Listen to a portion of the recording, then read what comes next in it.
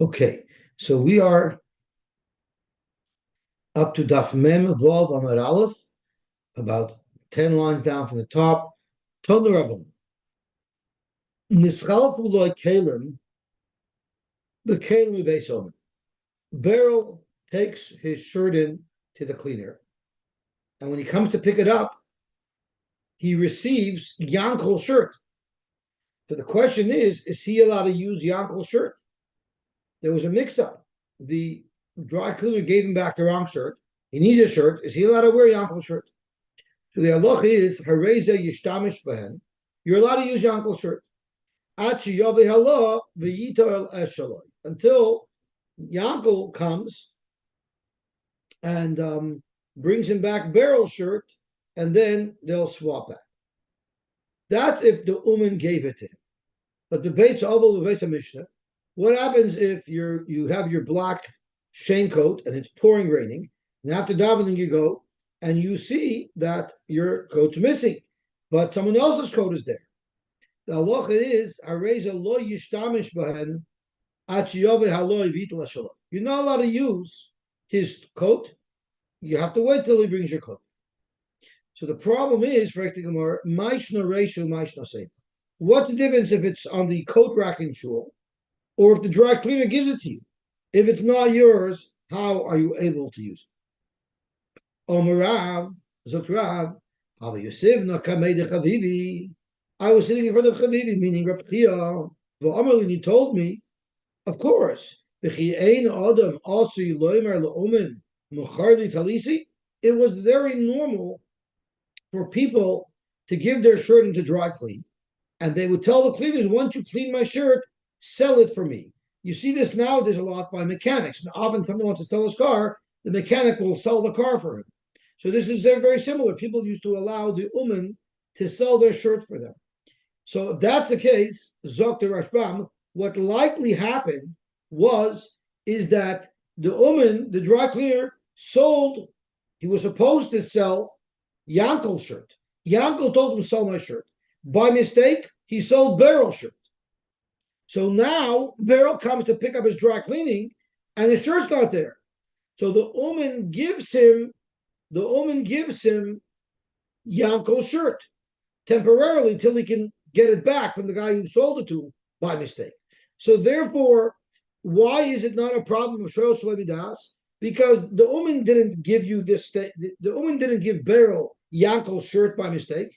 The Uman consciously gave Beryl Yankel's shirt because he knew he had sold Beryl's shirt by mistake. So this takes care of the problem of the Uman was aware of it. But this shirt, this Yankel's shirt, doesn't belong to the Uman. It belongs to Yankel if it wasn't sold yet. So if that's the case, Memela the Uman wanted to give him the shirt. The Uman wanted to give Beryl the shirt. But who's that Yankel was willing to lend Beryl his shirt? So how could this be allowed? So the Mefarshim explained that as soon as the Uman sold the shirt, he thought it was Yankel's shirt, but it was really Beryl's shirt, so he got money for it. Let's say he got $100. So what would he do with that $100? He's selling it on consignment. He goes to Yankel, who gave him the shirt, and said, Yankel, here's your $100 for your shirt. Now, Yankel's shirt belongs to the Uman. So therefore, the Uman has a right to consciously give Beryl Yankel's shirt because, in fact, he paid for it already, and we look at it it's his. That works very well if there's an Uman involved. But in shul, if someone takes your coat, you can't just take somebody else's coat.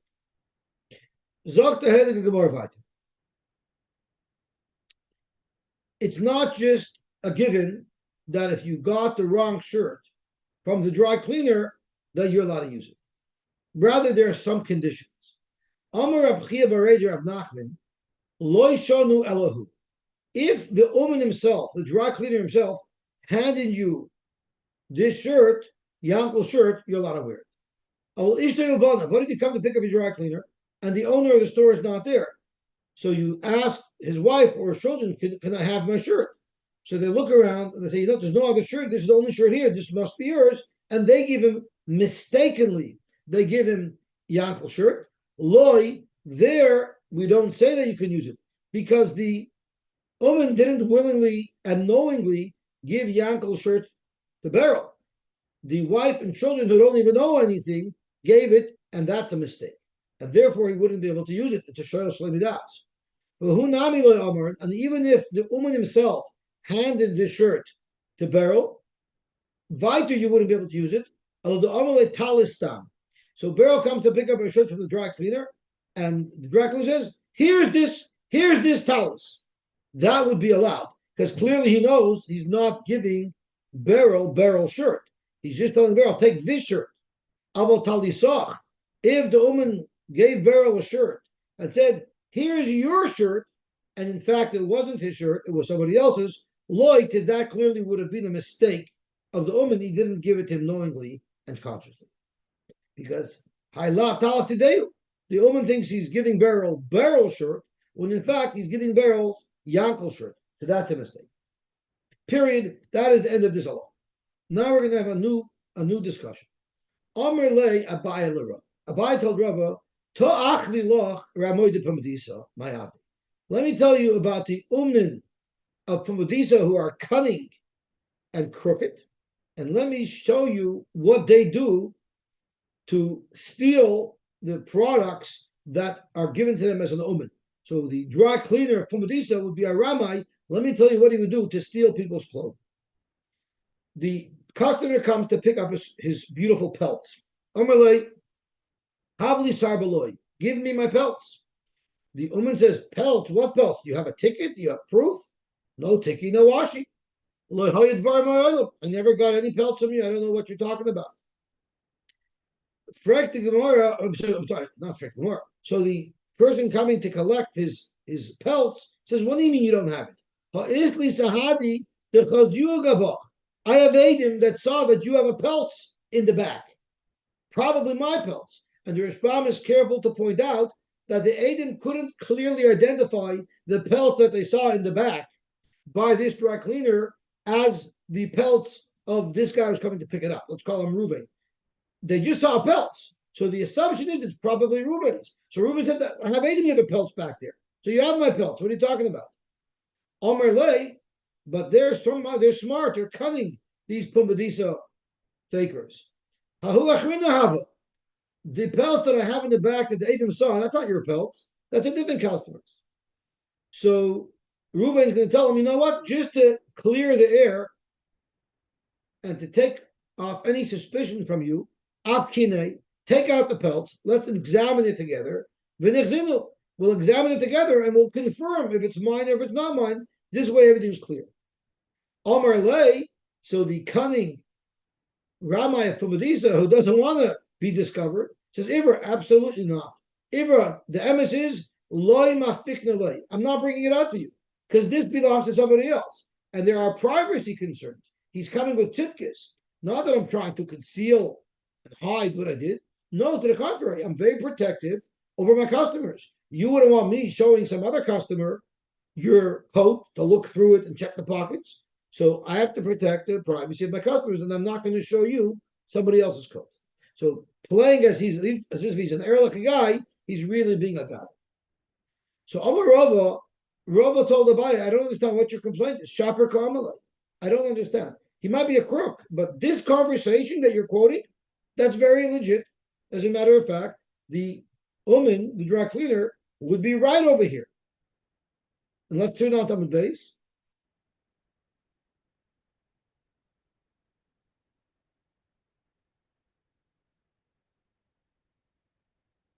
Raw Tanya. We learned yesterday, we had a machlokes Abai and Rabba, we shlogged up Rabba, and we said that the only time an Uman does not have a chazaka is if Adim can verify with certainty that the beged that I dropped off by this Uman is the beged of Reuven. And if we can prove that with Adim that the beged of Reuven is in the house of the Uman, then the Uman doesn't have an amonis to say that he bought it. So here, in our case, the Adam couldn't verify with sureness, with 100% knowledge that this was Reuven's beged. So in fact, I would argue that the Uman of Pumbedisa is doing exactly the right thing. Ratanya. Amar Rabashi, Zok Rabashi, if Reuben was a smart, cunning, sly guy, he might be able to draw the woman into a conversation, thereby bringing out an admission, in fact, that he is holding my beged, and then he would be able to claim it. And this is what he would do. He would go over to him and tell him, listen here, Mr. Uman, you and I both know that you have my beged. Nobody's around, there's no Aiden here, just you and me. Everybody knows you have my beged. So he'd be able to pull out of him that the beged's there. The Amalei, he'll tell Doman, I understand why you're holding on to my beged. Amai tipsiflay, I know why you're holding my beged. You know why? Lab mishum de islach kaboy. I owe you $100, and I know you're afraid I'm not going to pay you back. You don't have a star, you don't have Adim. So you figured once you have my shirt, you'll lie, you'll say it's yours, and when I pay you back, you'll give me my shirt. So if that's the case, let's just make a deal. Hashta of kinu v'shiminu. Let's take the shirt out, bring the shirt out. I know what you're doing. Let's evaluate, appraise this shirt. Let's say I owe you $100 and the shirt is worth $150. So take $100 from the shirt, and then I'll get my $50, and then you'll have what you need.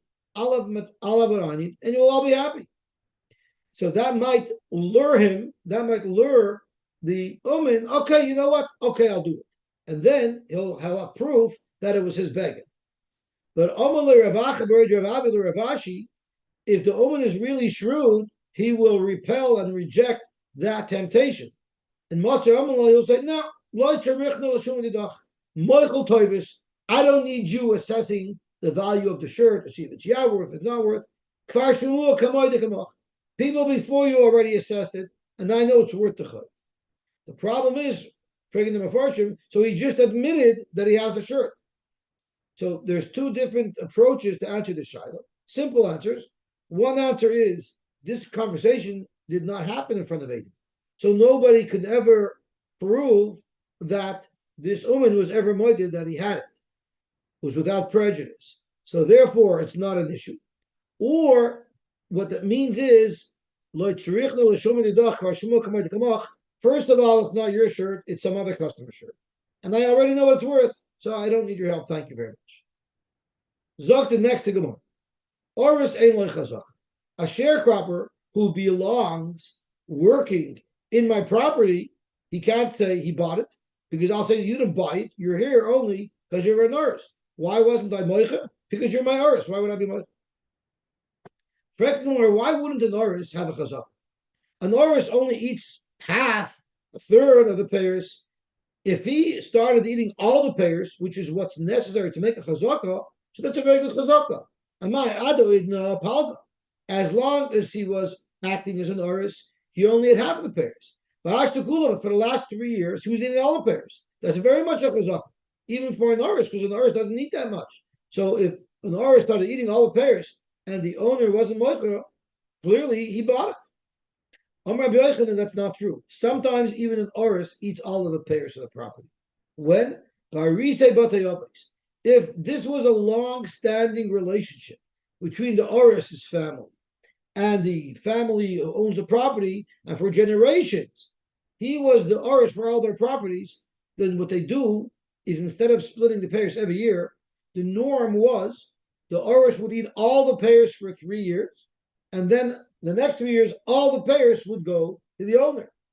And therefore, in this particular case, it's normal for an oris to eat all the pears for 3 years. When the Mishnah says oris ein like chazaka, it's referring to the type of oris that eats all the pears for 3 years. Gewaltig. Amar Rab Nachman, oris shahayrid arisinta. What if Reuben is an oris, and instead of him doing the work in the fields, he hired a whole team of farmers to operate the field, and he didn't show his face once. So he was never there. It was always subcontract. That yesh lechazak, because that's something that should have invoked a macha from the owners. My time and why? The ovid inish the nacht arisai la'arai v'shasa. If I know that Reuben was being the aris every year, and one year there's a whole bunch of strangers all across my property, that's something that I need to question. If you don't question it, it's a raya, in fact, that maybe somebody else bought it. Because if, in fact, nobody else bought it and these are recent, you would start asking questions. Who do you work for? What are you doing here? And therefore, that would be an aris, because again, that's out of the ordinary. That's something that the owner should be mindful. Amr Rabbi Yochanan, Aris shechalak la'arisa. What if an aris hired many farmers to work with him, but he was working there with his employees? Ein le chazaka. Then he doesn't have a chazaka. My time, why not? Because the owners know it's a lot of work to run all these properties, and they expect that the aris is going to hire helping hands. But since he's there, they're not moichet because they know that he's working with these arisa. Emer Harmanya ba'alma shaviyua. He realized that there's too much work, so he hired them as a helping hand, and therefore there's no need for the owners of the property to be moichet. Shalach le Rab Nachman bar Chisda, Rab Nachman bar Yaakov. Rav Nachman bar Chisda sent the following shaila to Rav Nachman bar Yaakov.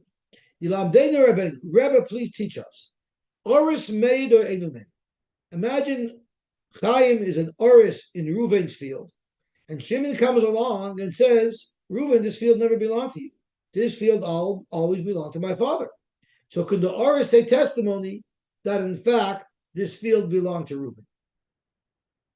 So have a Yosef, Rabbi Yosef Kamei. Rabbi Yosef was sitting there in front of Rabbi Nachman bar Yaakov.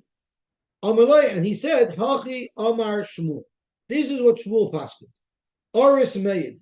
In fact, an oris could be made to keep the karka by the person who he's working for. He's not considered an nageh b'dover. Frank Gemara about Tanya, we have a bride that says Eidei made. So how could Shmuel say made? The bride says he's nageh b'dover. And for the Gemara, it depends on the circumstance. Like kasha, how the ika peir ba'ara. In this case, there's pears on the land. V'adaleka peira ba'ara. And in this case, there's no pears. In other words, here the oris worked the whole season, and there's a full, beautiful yield of wheat ready to be harvested.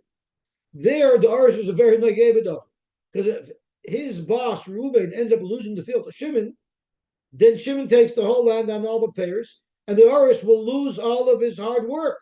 So there, he can't be believed to say that it belongs to Reuben, because he's fighting for himself. He's very much in the nageh b'dover. But what if the season is over and the field is harvested, and now it's just sitting there waiting for the next year's season?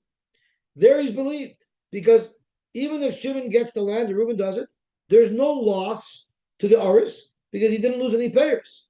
If I have a long-term relationship with this guy and now I'm an oris for him every year, now I lost my job. I'm going to have to find a new job.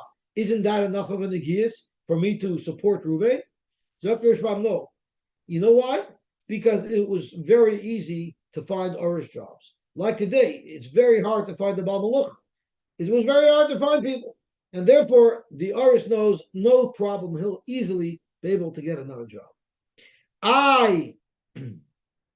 He wants to sign up with Reuven. He'd rather sign up with Reuven. He doesn't even have confidence that Reuven's going to sign up with him, because Reuven, the owner of the property, is not loyal to him. He will be happy to switch over to use somebody else the next year. So therefore, there's no loyalty from the oris to Reuven. There's no loyalty from Reuven to the oris. So therefore, the oris has absolutely no negias with this field, and therefore he'd be believed to say testimony. Amalek. We're going to now talk about 4 different cases that are the Rosh Tevis of Amalek. It's pretty fascinating that of all simonim that we need to help us remember the Gemara should use Amalek. It says Timchesech Amalek. I think you got to wipe it out. So there's a program called Zichru. So he spoke out that you see, when it comes to learning and remembering Torah, if Amalek will help you, you'll use Amalek as well. We cannot stop at anything to be able to remember our learning. Tanu Rabbanan. Arev Meir L'Loi. So what do we have over here? Reuven borrowed $100,000 from Shimon. And Levi was a co-signer to the loan.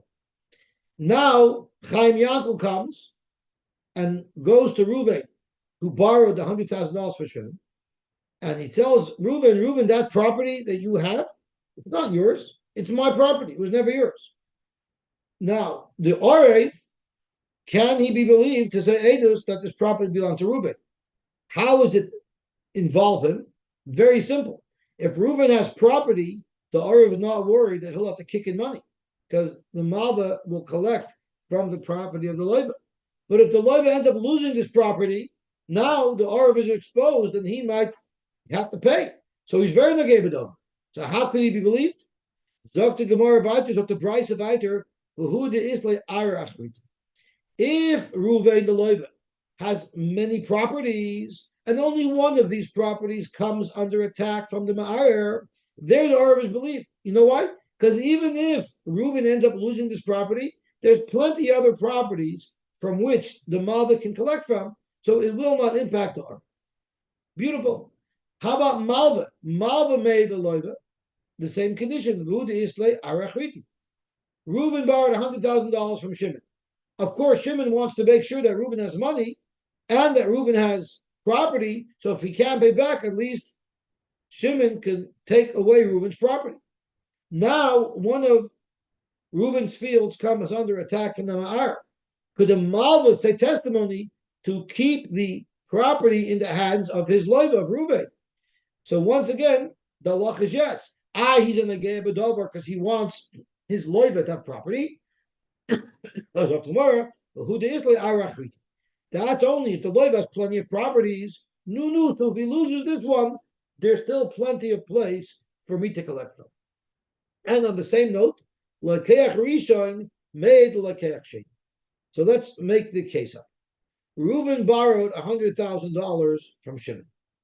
And Reuven had 10 properties. And first, on January 1st, 2024, he sold one property to Levi. And then a year later, January 1st, 2025, he sold a different property to Yehuda. Now, Yehuda's property comes under fire. And the Ma'ar says, you bought it from Reuven, the loiva, never belonged to Reuven, it belonged to my father. And he wants to take the property away from Lakeach Sheni. Lakeach Rishon can come and say testimony that this property always belonged to Reuven, and Reuven's sale to Yehuda was completely legitimate. It helps him. Why does it help him? Because if a Malva comes to collect from the property, we know that the Malva first has to go to the last person who bought property. So first he goes to the loiva. If the loiva doesn't have cash, he goes to any properties that the loiva has. If the loiva sold all those properties, then he goes to the most recently sold property and take that. So the Lakeach Rishon says, I'm protected. Because if there's a Malva that's going to come to collect, he's going to collect from the Lakeach Sheni. So therefore, he's in the Ge'eh B'Dover. So he shouldn't be believed to be able to support the Lakeach Sheni to keep the property. Zok the Brisa, you know when he's believed? That's only if either the Lakeach Sheni had multiple properties that he bought from Reuven the Loiva. So even if one gets seized, there's plenty of other properties in Yehuda's hands in the Lakeach Sheni that the Malva can collect from, so he won't come collect from me.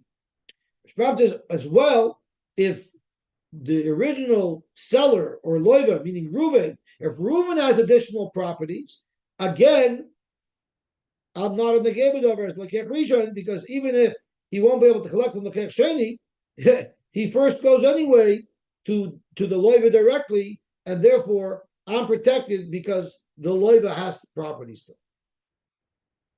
Kabbalah. Let's go on to tomorrow's daf, which is Mem Zayin Amud Aleph.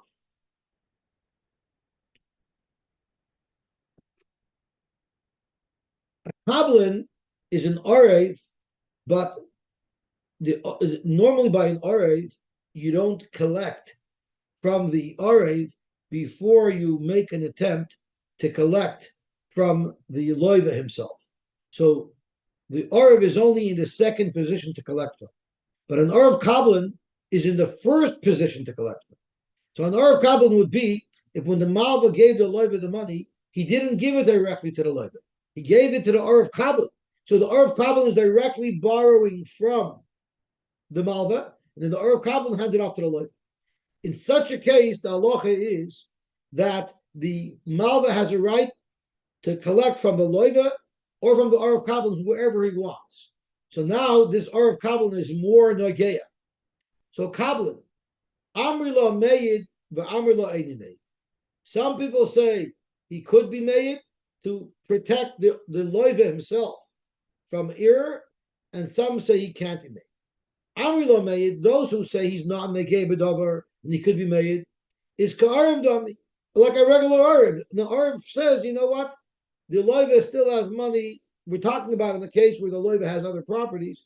The loiva has other properties. They're not going to come after me anyway. It's not relevant to me. Therefore, he's believed. But v'amri lo eini made, you know why? The nichalei, the lachava b'yodei tarvayu. The Arav Kabul is happy that the loiva should have both. What's this both? We'll get to it in a second. We know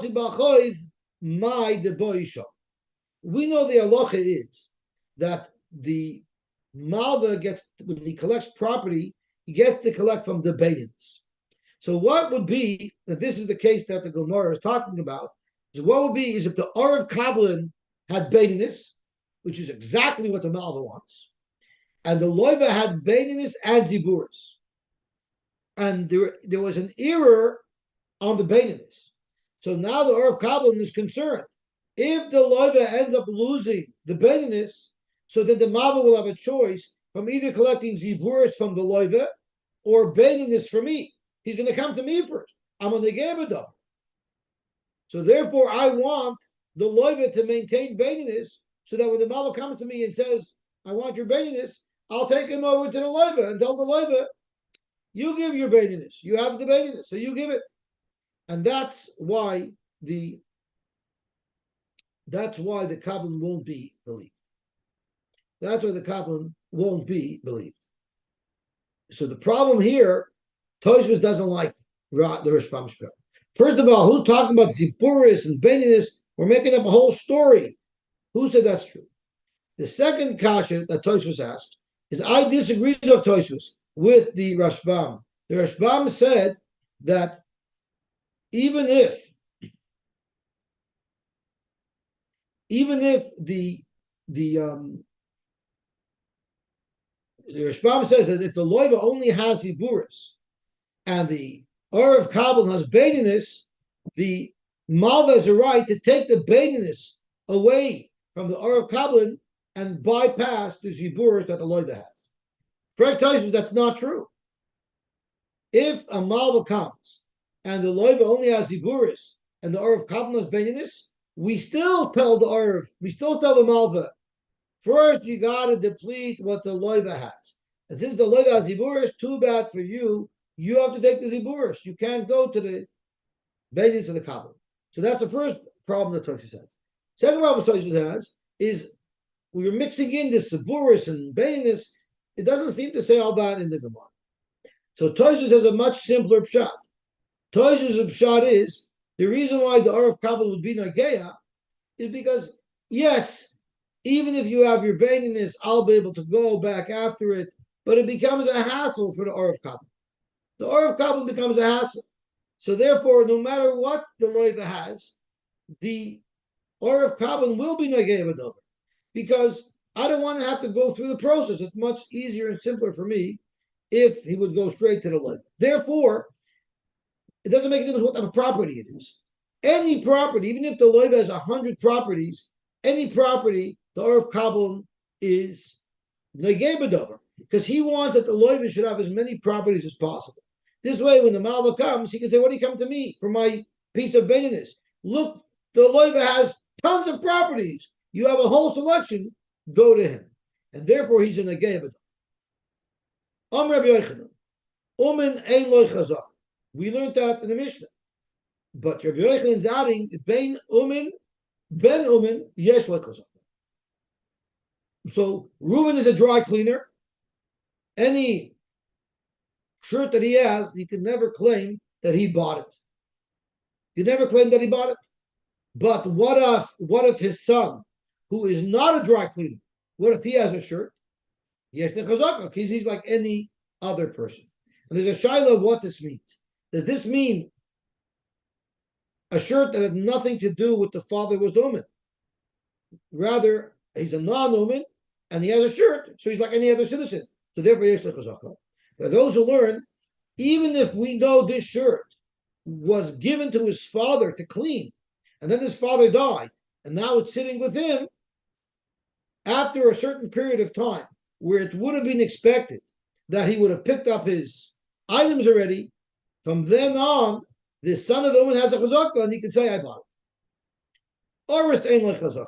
An oris does not have a chazaka, like we said before, because why would the owner protest? But Ben Oris, the son of the Oris, who is no longer an Oris, he's a regular citizen, yesh la chazaka. Gazlan, a Gazlan does not have a chazaka because the fact that he's a muhsin in something doesn't prove anything. He's a gangster. But Uven Gazlan also ain't on chazaka. The son of a Gazlan also does not have a chazaka. But Ben Benoy Shel Gazlan, the Einichel of a Gazlan, yesh loy chazaka, he does have a chazaka. What is the exact case under which a Ben Oris and a Ben Uman would have a chazaka, yet a Ben Gazlan wouldn't have a chazaka? If, what's the case over here?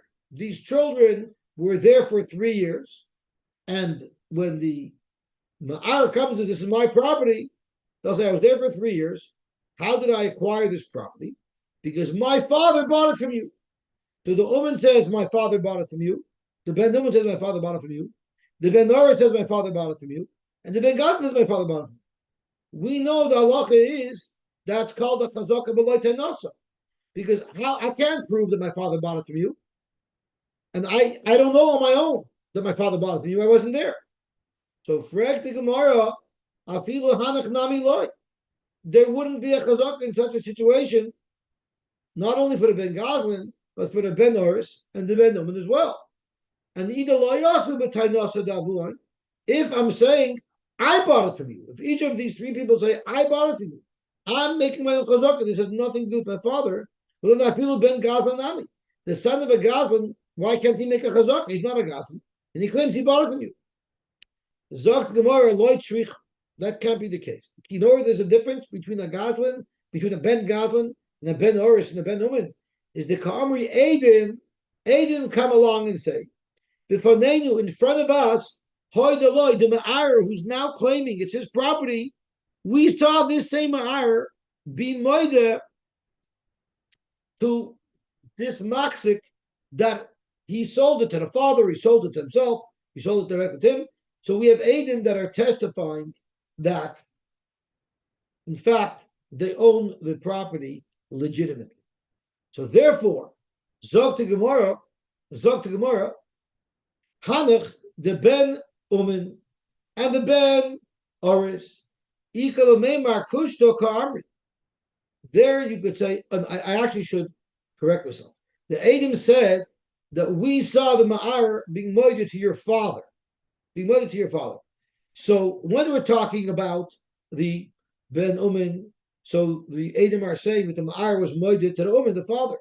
Or Edim saw that the Ma'ar was moided to the Oris, right? So it was a legitimate admission, and Haidos Baldin can made him know. But the Gazlan, Avagav the Oidi Nami, even if we can prove with Edim that the Ma'ar was moide to the Gazlan, loy mammon, it's not a valid admission because we assume that this person was coerced. Could you Rav Kahana, like Rav Kahana? The Amar of Kahana, ilav the oidi lay, if this Ma'ar would not have been moide to the Gazlan, have a mamtele lochami l'shachfor. This Gazlan was threatening him. If you don't moide to me, you know what I'm going to do? I'm going to report you to the IRS. I'm going to report you to Revenue Canada. I'm going to report you this. He's going to make a big tsaris. So this guy was a gangster. So that means any haidah that's induced by a Gazlan is not accepted as a real haidah because we can assume it was done under duress. And that would be the dafkani. Frek moti first, a bombadikash. If there are Eidim that says that the father, that the Ma'ar was moided to the father of the Oris, or if there are Eidim that say that the Ma'ar was moided to the father of the Uman, why do they need a chazaka? Without a chazaka, you have Eidim that testify that this guy admits that he sold the property. So why do you need a chazaka here? Here it says the name with a chazaka. So if you look at Tosfos that's in the end of the skinny lines, Tosfos actually changes the gears. And Tosfos says, Hagar Sinon, to go into Ka'amri b'fanenu haydi. There are no Eidim.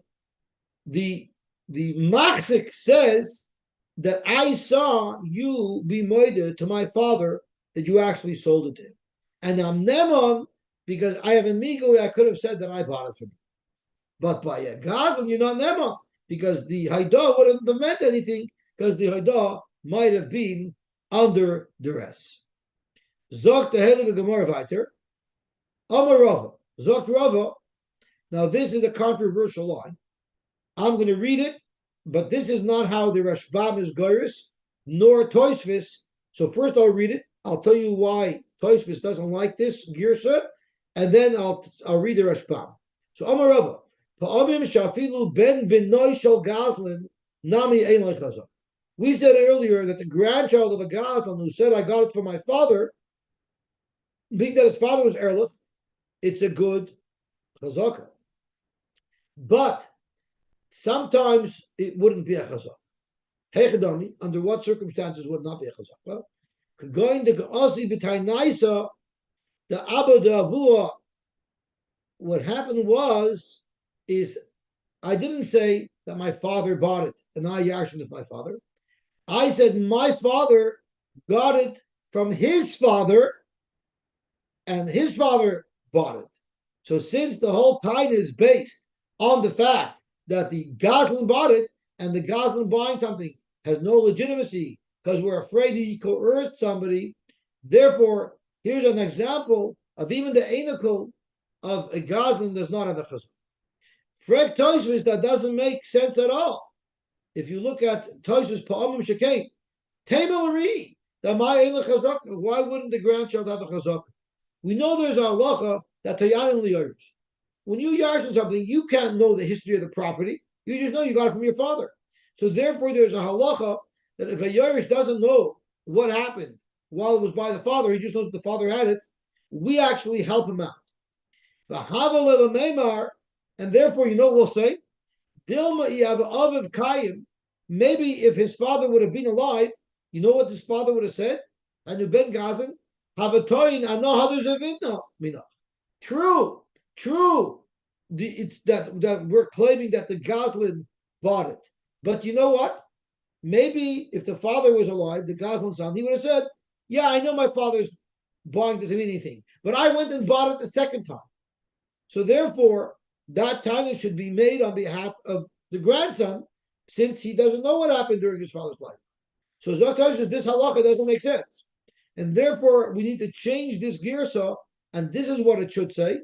And now I'm sliding across into the Rashbam, and the Rashbam says, you know what Rava said?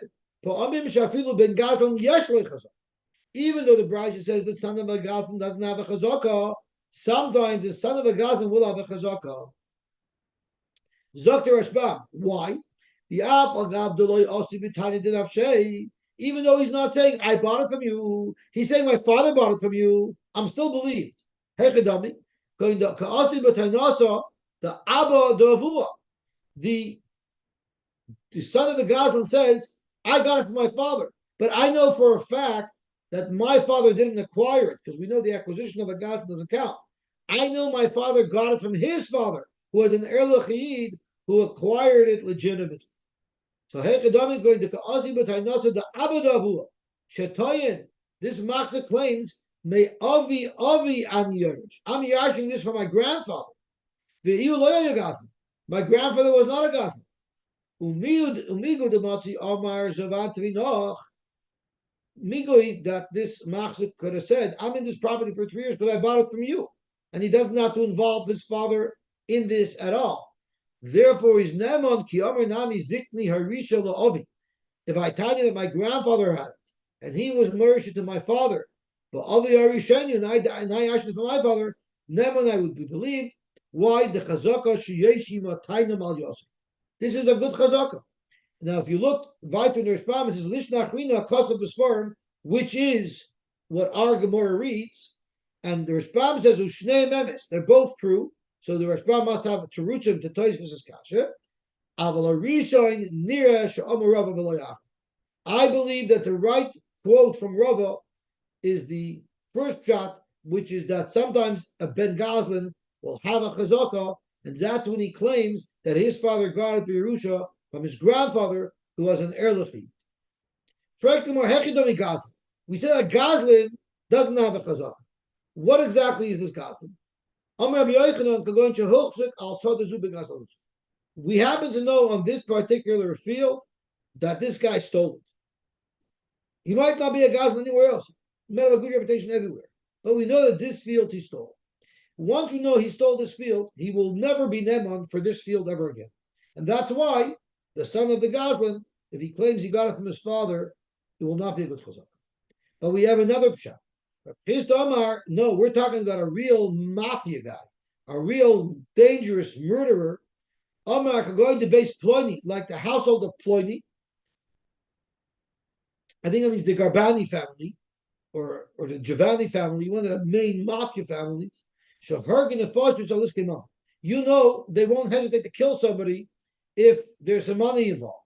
So therefore, we could never trust any chazakah that they make, because of course the real owner will be afraid to be moichet, to be ma'arer, because they might get bumped off.